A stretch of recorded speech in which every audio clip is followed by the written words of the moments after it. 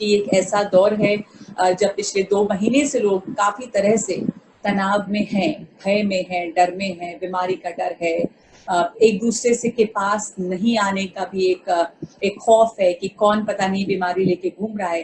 कुल मिला के लोगों की जो मनस्थिति है वो बहुत अच्छी नहीं रही है। तो मैं आपसे अपील करती हूँ, आपको आमंत्रित करती हूँ कि आप अपनी बात कहें।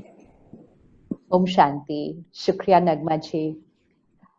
पिछले कुछ महीनों से हम सबको ये पता है कि सारे विश्व में एक परिस्थिति आई है और सारे कह रहे हैं कि विश्व इतिहास में ये पहली बार है कि पूरे प्लैनेट, पूरे विश्व पर एक ही परिस्थिति, एक ही टाइम पर वो क्राइसिस है। लेकिन उस परिस्थिति का सामना करने वाला मन, जो मतलब हम सबका मन, तो परिस्थिति एक ही थी, परिस्थिति क्राइसिस भी है, लेकिन विश्व पर इस समय एक ही इमोशन भी क्रिएट हो चुका है और वो है डर, चिंता और भविष्य की इनसिक्योरिटी। परिस्थिति एक थी लेकिन इमोशन एक ही होने की जरूरत नहीं थी, क्योंकि हम सबको पता है कि जितनी मुश्किल परिस्थिति होती है उतना ज्यादा ही मन को शक्तिशाली होने की जरूरत होती है। इवन जब हम बचपन में छोटे छोटे एग्जाम दिया करते थे स्कूल के, तो वो छोटा सा एग्जाम देने के लिए भी हमें सिखाया जाता था कि पहले रिलैक्स करो, टेंशन नहीं रखना एग्जाम की। अगर एग्जाम की टेंशन करोगे तो जो आता है वो भी भूल जाएगा। तो एक छोटे से एग्जाम के लिए भी मन रिलैक्स्ड होना जरूरी था। बाकी तो हम जीवन में इतनी सारी परिस्थितियां देखी हैं व्यक्तिगत रूप से, और हर परिस्थिति में जब मन स्थिर था तो परिस्थिति का समाधान हुआ। लेकिन अब इस समय हर एक मन ने अगर डर और चिंता क्रिएट कर ली तो बाहर का जो एपिडेमिक है वो तो हमारी सरकार, हमारे हेल्थ केयर प्रोफेशनल्स इतनी मेहनत कर रहे हैं एंड वी आर श्योर कि समाधान तो निकलेगा ही। लेकिन इस दौर से जब हम गुजर रहे हैं, अगर हमने अपने मन का ध्यान न रखा तो ऐसा न हो कि हम एक और क्राइसिस खड़ा कर लें। जैसे जीवन में अगर किसी के कोई बात आती है, सपोज किसी के बिजनेस में कुछ ऊपर नीचे आता है, तो वो एक परिस्थिति होती है। लेकिन अगर मन तनाव में चला गया तो दूसरी परिस्थिति होती है। फिर मन को ठीक नहीं किया तो उसका असर शरीर पर पड़ता है, तो वो तीसरी परिस्थिति हो जाती है। और मन जब ठीक नहीं होता और रिश्तों में फिर हमारे अनबन होने लगती है तो वो चौथी परिस्थिति बन जाती है। तो बात तो एक थी कि बिजनेस में उतार चढ़ाव, बाकी 3 हमने बनाई। सिमिलरली इस समय बात एक है, वो वायरस, वो एपिडेमिक जो बाहर है, लेकिन मन का भय ये दूसरी हमारी है और उसकी वजह से हमारे व्यवहार में चिड़चिड़ापन हमारे रिश्तों पर प्रभाव डाल रहा है। तो आज हम सिर्फ एक चीज करें, हम सबका रोल ही नहीं है उस परिस्थिति को ठीक करने का, क्योंकि हम में से मेजॉरिटी सब घर पे हैं या हम अगले आने वाले कुछ दिनों में धीरे धीरे अपने काम पर निकलेंगे। हम सबकी जिम्मेवारी क्या है? हम सब ये तो क्वेश्चन करते हैं कि सरकार की क्या जिम्मेवारी है, डॉक्टर्स की क्या जिम्मेवारी है, पुलिस की। मेरी जिम्मेवारी क्या है, ये मुझे अपने आप से पूछना होगा। हम हरेक की जिम्मेवारी एक है कि जैसे हम अपने शरीर का ध्यान रख रहे हैं और वो हमने सीख लिया है, हमारी जिम्मेवारी है अपने मन का ध्यान रखना। ये बहुत बड़ी जिम्मेवारी है, ये बहुत बड़ी सेवा है।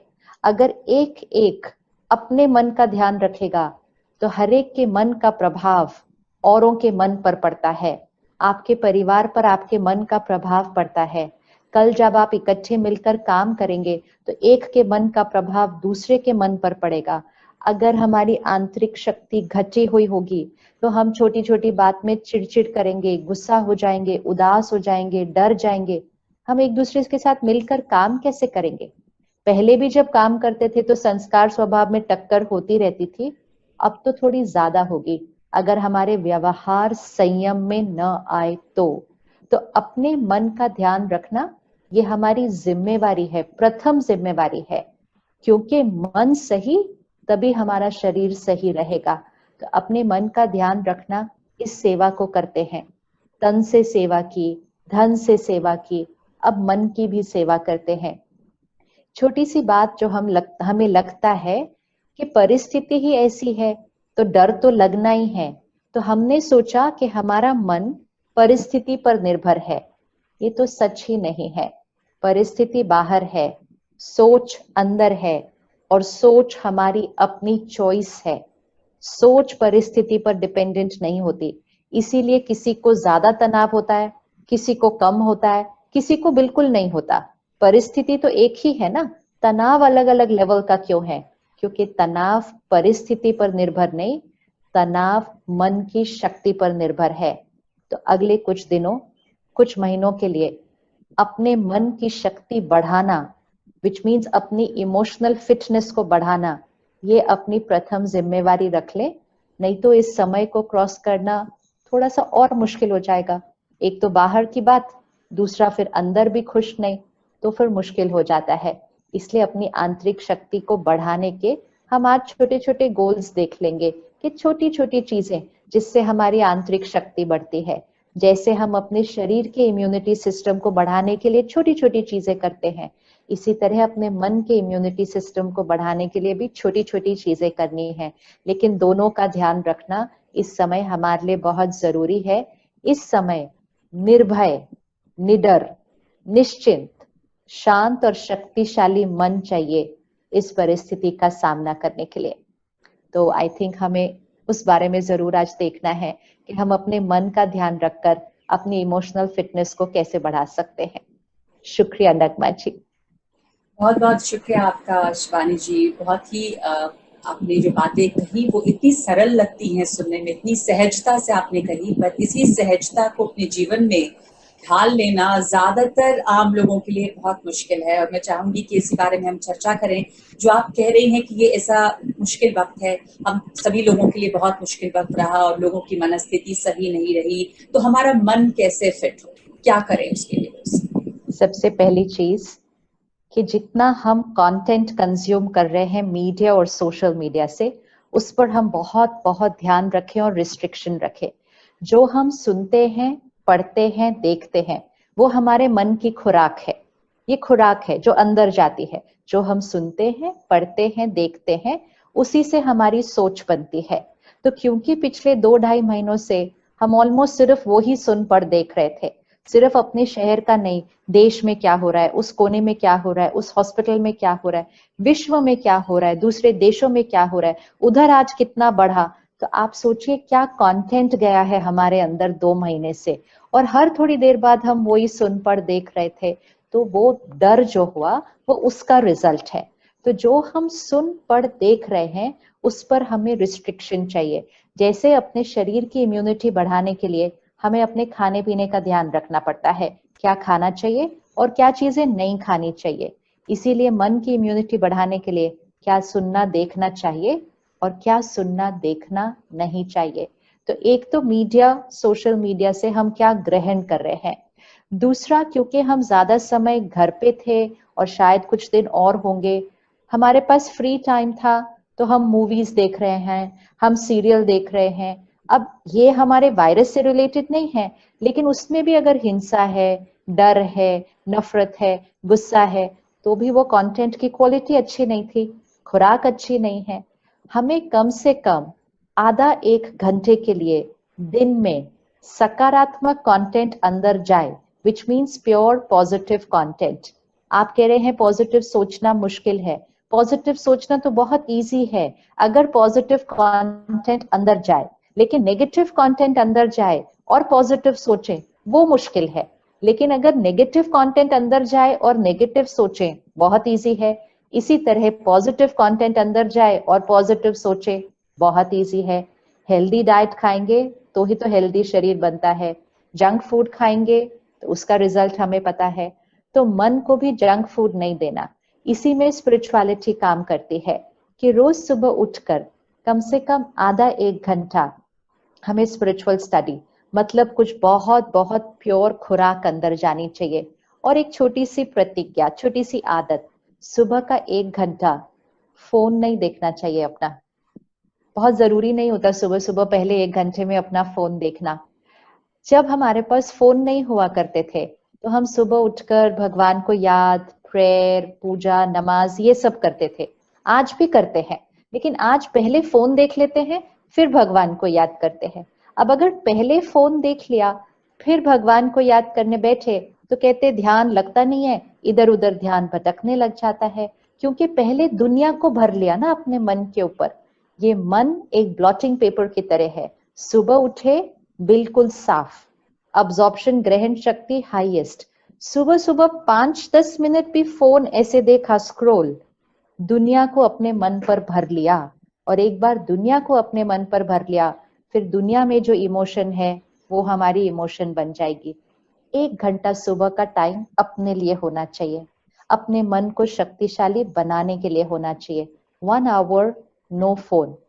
सुबह की कुछ संकल्प शुक्रिया के होने चाहिए। सारा दिन में बहुत कुछ मिल गया शिकायत करने के लिए, तो सुबह सुबह अपनी मन की फ्रीक्वेंसी को शुक्रिया पे शिफ्ट करना चाहिए। परमात्मा का शुक्रिया, अपने मन शरीर का शुक्रिया, परिवार का शुक्रिया, कितना शुक्रिया है। और फिर आधा 1 घंटा बहुत प्योर खुराक। अगर कोई इसको 15 दिन करके देखे कि वो सुबह 1 घंटा फोन नहीं देखेंगे और वो कुछ देर के लिए सुबह प्योर ज्ञान, विच मीन्स एनीथिंग जो हर एक को पसंद आए, लेकिन प्योर कंटेंट अंदर डालेंगे और प्योर थॉट्स न चले, ये हो ही नहीं सकता, इट्स नॉट पॉसिबल, क्योंकि जो अंदर जाएगा वो ही सोच बनेगी। तो सुबह का 1 घंटा और रात को सोने से पहले का 1 घंटा बहुत इंपॉर्टेंट है। हम रात को सोने तक भी ऐसे कर रहे होते हैं फोन पर, और सुबह उठते ही यही कर रहे होते हैं। ये दोनों टाइम बहुत क्रूशल है। और आपका जो न्यूज चैनल्स है ना, इनका हाईएस्ट टीआरपी टाइम भी यही है, सुबह का फर्स्ट एंड रात का लास्ट। एंड एक्चुअली ये दोनों टाइम ही डेंजरस है मन के लिए। दिन में देखो, लेकिन वो सुबह का 1 घंटा और लास्ट का 1 घंटा मन का बहुत ध्यान रखने की जरूरत है उस टाइम पर। बच्चों में भी उनके बर्ताव में, उनके बिहेवियरल चेंजेस, उनके एजिटेशन, चिड़चिड़ापन, ये तमाम चीजें ज्यादा हैं। ये स्क्रीन देखने से कितना संबंधित है और इसको काबू करना, उनके बच्चों को प्यार से ही काबू कर आप समझा सकते हैं, पर बच्चे एग्जाम्पल से भी सीखते हैं, जो बड़े करेंगे वो बच्चे करेंगे। उनमें कितना, उनको किस तरह से इस चीज को एक तरह से कंट्रोल किया जाए, जितना वो फोन देख रहे हैं, क्या वो कंज्यूम कर रहे हैं, कैसी खुराक अंदर जा रही है उनके मन में। बच्चों के ऊपर प्रभाव पेरेंट्स के वाइब्रेशन का पड़ता है। कई पेरेंट्स ये तो ध्यान रखते हैं कि वो अपने बच्चों के सामने क्या कर रहे हैं, क्या नहीं कर रहे हैं। इट्स नॉट अबाउट आप बच्चे के सामने क्या कर रहे हैं, आप अपने जीवन में क्या कर रहे हैं, वो आपकी एनर्जी है। और आपके बच्चे आपकी एनर्जी को कंज्यूम करते हैं। अगर आप बोलते कुछ और है और सोचते कुछ और है, तो आपके बच्चे आपकी सोच को कंज्यूम करते हैं। जो आप बाहर दिखा रहे हैं वो नहीं रोल मॉडल बनता है, जो आप अंदर हैं वो आपकी वो इंस्पिरेशन लोग कंज्यूम करते हैं, वो बच्चे। तो ये आपका जब बिलीफ सिस्टम बन जाएगा, जब आप इसको पहले प्रैक्टिस करेंगे। आपने राइट कहा कि ये एक एडिक्शन है, लेकिन कोई भी एडिक्शन थोड़े दिन में तो छूट जाती है ना। जब इतनी गहरी एडिक्शंस छूट सकती है, तो फोन का तो बहुत ज्यादा शरीर पर कोई विड्रॉल सिम्टम आने नहीं वाला। अगर हम छोड़ने की प्रयास शुरू करेंगे तो थोड़े दिन लगेगा, थोड़े दिन ऐसे मन करेगा 2 मिनट देख लेते हैं, बस 1 मिनट देख लेते हैं, थोड़े दिन। और यही इसीलिए सरकार ने भी बार बार हमें कहा, संयम और नियम का जीवन। जब तक संयम और नियम का जीवन नहीं बनेगा, तब तक मन और शरीर को शक्तिशाली रखना मुश्किल हो जाएगा। तो कल से शुरू करते नहीं, आज रात से शुरू करते हैं कि आज रात को सोने से पहले 1 घंटा। एंड 1 घंटा डज नॉट मीन सिर्फ न्यूज, सीरियल या मूवीज, इवन वर्क कम्युनिकेशन। हम अपनी काम की भी जो चीजें होती है ना, रात को सोने से पहले देख रहे होते हैं। ऐसे ईमेल देखते देखते देखते हम सो जाते हैं। रात को फिर शरीर सोता है, मन पर काम की बातें चलती हैं, और हम बहुत अच्छा सोते नहीं हैं। जो मन अच्छा सोएगा नहीं, वो अगले दिन चिड़चिड़ा हो जाएगा। और हम ऐसा सोना तो बहुत सालों से कर रहे हैं। तो सबसे पहले बच्चों को नहीं, बड़ों को करना शुरू करते हैं कि हम एज पेरेंट्स इसको करना शुरू करते हैं। थोड़े दिन में जब ये आपकी आदत बन जाएगी, तब जब आप बच्चों से कहेंगे, तब आपकी बात का प्रभाव बच्चों पर ज्यादा पड़ेगा। जब तक खुद नहीं करेंगे तब तक तो कह भी नहीं पाएंगे। और फिर वो आपके अंदर चेंज देखेंगे। आपके अंदर अगर डर और चिंता है, तो बच्चे के अंदर डर और चिंता है। अगर माता पिता के अंदर डर और चिंता नहीं है, तो बच्चे का पावरफुल होना बहुत इजी है। तो पेरेंट्स की जो वाइब्रेशन, वो बच्चों की वाइब्रेशन। बच्चे एज इट इज इस टाइम स्क्रीन टाइम पढ़ाई के लिए कर रहे हैं, तो वैसे ही बहुत ज्यादा उनको टेक्नोलॉजी यूज करनी है। थोड़ा सा फिर उनका टाइम पास भी उसी पे चलता है, क्योंकि वो अभी बाहर भी नहीं जा रहे खेलने के लिए। लेकिन कम से कम इतना ध्यान रख लीजिएगा कि वो कंज्यूम कर क्या रहे हैं, क्वालिटी। क्वालिटी अगर आप टाइम को भी नहीं रिस्ट्रिक्ट कर पाए, कम से कम ये तो ध्यान रखेंगे ना कि क्वालिटी क्या है। आजकल क्योंकि बच्चे ओटीटी प्लेटफॉर्म्स यूज करते हैं, जब हम सीरियल देखा करते थे पहले, तो एक सीरियल आ जाता था तो उसका अगला एपिसोड अगले हफ्ते उस दिन आता था, तो आपको गैप मिला। अब फिर आने लगा रोज। अब जब ओटीटी पे आ गया, आप एक बार ऐसे बैठे और आपने 5-6 एपिसोड तो ऐसे ही देख लिए। मतलब जंक फूड की कंजम्पशन कितनी बढ़ गई, हफ्ते में एक बार, उसके बाद हर रोज, और उसके बाद दिन में कई बार, और उसमें भी किस क्वालिटी का कंटेंट। सिर्फ पेरेंट्स एक चीज याद रख लीजिए, जो आपके बच्चे देख रहे हैं वो बन रहे हैं। तो आप उनको कौन सी संस्कृति, कौन सा जीवन जीने का तरीका सिखाना चाहते हैं, उसी क्वालिटी का कंटेंट कंज्यूम करने दीजिएगा। अगर वो संस्कृति कुछ और भरेंगे तो संस्कार कुछ और नहीं बन सकते। आप चाहते हैं कि वो संस्कृति दूसरी भरे और संस्कार आपको लगता है आपके घर और देश के बने, ये थोड़ा सा पॉसिबल नहीं होने वाला है। तो please take care, quality of content क्या कंज्यूम हो रहा है। ये एक और खुराक है जिसका असर इमोशनल हेल्थ पर पड़ रहा है। क्यों आज हमारे बच्चों को स्ट्रेस होना चाहिए, क्यों बच्चों को डिप्रेशन होना चाहिए, क्यों एक बच्चा सुसाइड का सोचना चाहिए? कहाँ से आई ये बातें?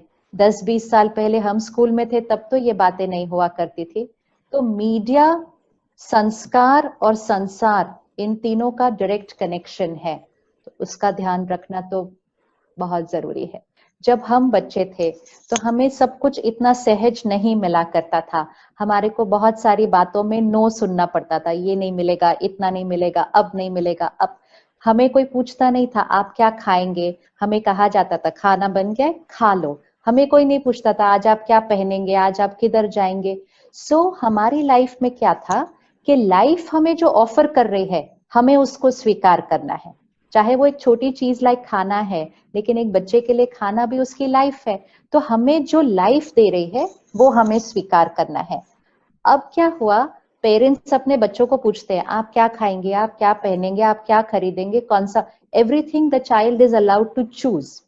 अब पेरेंट्स ने सोचा हमें बच्चों की पावर टू चूज को बढ़ाना है, विच इज फाइन। लेकिन उस बच्चे को ना सुनने की आदत अगर नहीं पड़ेगी, अगर उस बच्चे को ये आदत पड़ जाए कि जीवन हमेशा वैसी होगी जैसी मुझे चाहिए, तो फिर अगर एक दिन जीवन में कोई ऐसी बात आए जो उसके अनुसार नहीं होगी, तो क्या उस बच्चे के अंदर power to adjust, power to adapt, power to tolerate, सहन करने की शक्ति, परिस्थिति का सामना करने की शक्ति आएगी अपने आप? सो आई फील पर्सनली कि बच्चों के लिए ये लॉकडाउन पीरियड एक बहुत बड़ा गिफ्ट है, बहुत बड़ा गिफ्ट है, क्योंकि उनको बहुत कुछ ऐसा करना पड़ा जो उनको अपनी लाइफस्टाइल में पहले फिट नहीं था। तो बहुत चांस मिला है बच्चों को एडजस्ट करने का, अडेप्ट करने का, अपने कंफर्ट जोन्स को तोड़ने का। बहुत सारे बच्चे बड़े प्यार से घर में सेवा भी कर रहे हैं, खाना बनाने में भी मदद कर रहे हैं, झाड़ू पोछा भी कर रहे हैं। अब ये सब वो वहां पहले कैसे करते अगर जब तक लॉकडाउन नहीं होता? तो एक्चुअली वो बच्चों के अंदर बहुत सारी जो शक्तियां होती हैं, लेकिन एज अ पेरेंट हम वो शक्ति को इमर्ज ही नहीं करने दे रहे। हम कहते नहीं, क्या करे, बच्चे कहना नहीं। आजकल पेरेंट्स का एक बड़ा सिंपल लाइन है, नहीं जी क्या करे, हमारा बच्चा तो कहना नहीं मानता। हम जब बच्चे थे तो ये ऑप्शन नहीं था कि कहना मानना है या नहीं मानना है। Even this simple thing we share with some parents कि खाना खाने के टाइम टीवी और फोन मत रखो घर में, they should not be on your dining table and no TV. कितना टाइम लगता है नगमा जी खाना खाने में? 10 मिनट्स। 10 मिनट्स फोन और टीवी नहीं रखो तो माइंडफुल ईटिंग है मन और शरीर के लिए। और पेरेंट्स सुनते हैं और कहते हैं हम तो कर लेंगे लेकिन हमारे बच्चे कहना नहीं मानेंगे, वो तो नहीं सुनेंगे। इतनी छोटी छोटी बात के लिए अगर हम कहेंगे ना कि बच्चे कहना नहीं मानेंगे, तो उसके लिए मुश्किल हमारी नहीं, उन बच्चों की जीवन हो जाएगी। तो थोड़ा सा जिस तरह से अपनी पेरेंटिंग हुई थी वो पेरेंटिंग भी वापस थोड़ी सी करने की जरूरत है, क्योंकि उसमें बच्चे का बेनिफिट है, बच्चे का ही बेनिफिट है उसके अंदर। ध्यान से आप सब लोग, और मैं खुद इस बात को सुन रही हूँ, हम सब के लिए बहुत जरूरी है, आप लोग भी सुनिए कि आपके बच्चे का भला है। और थोड़ी सी वापस उस दौर में चले जाइए जैसे हम सब बड़े हुए हैं। बच्चों को ना सुनने की आदत जरूरी है। तो ये तो बच्चों की बात है, पर बड़े जो है उनमें भी इस तरह की लत है, या जिस शब्द का आपने अभी इस्तेमाल किया, मैं उसके बारे में आपसे पूछना चाहती हूँ, माइंडफुलनेस। हम जिनको भी जो आध्यात्मिक गुरु हैं, स्पिरिचुअल लीडर्स हैं, उनको सुनते हैं तो माइंडफुलनेस की बात पूरी दुनिया में लोग करते हैं कि आप कुछ भी करें, चाहे आप उठें, बैठें, पानी पिएं, चलें, पूरे अपने होशो हवास में माइंडफुली करना चाहिए। तो उसका आनंद, उसका अनुभव ही अलग होता है। शिवानी जी, माइंडफुलनेस को कैसे बढ़ाया जाए? माइंडफुलनेस की बहुत कमी है। एक एक छोटा छोटा साधारण सा काम भी बहुत खुशी दे सकता है अगर हम उसे माइंडफुली करें। क्या मतलब होता है इस माइंडफुलनेस का, और इसको कैसे बढ़ाया जाए? माइंडफुल एक्चुअली बहुत सिंपल चीज है। जैसे हमें बचपन से सिखाया गया, सोच कर बोलो, सोच कर करो, तो हम कहते हैं be mindful of what you are speaking. Means आपको होश होना चाहिए आप क्या बोल रहे हैं। ऐसे ही नहीं कि आपके मुख से कुछ भी निकल जाए और आप कहें मेरा कहने का भाव तो नहीं था, मेरे मुख से निकल गया। So we were taught be mindful what you are speaking, you should know कि आप क्या बोल रहे हो। अब बी माइंडफुल मतलब सोच कर सोचो, ध्यान से सोचो, क्या ये बात सोचने लायक है। तो be aware of your every thought. अभी हम जो जीवन जी रहे हैं, हमने कहा मेरा मन मेरे कंट्रोल में नहीं है, मैंने कहा कि बात ही ऐसी थी तो टेंशन तो होनी थी, उन्होंने बोला ही ऐसे तो बुरा तो लगना ही था।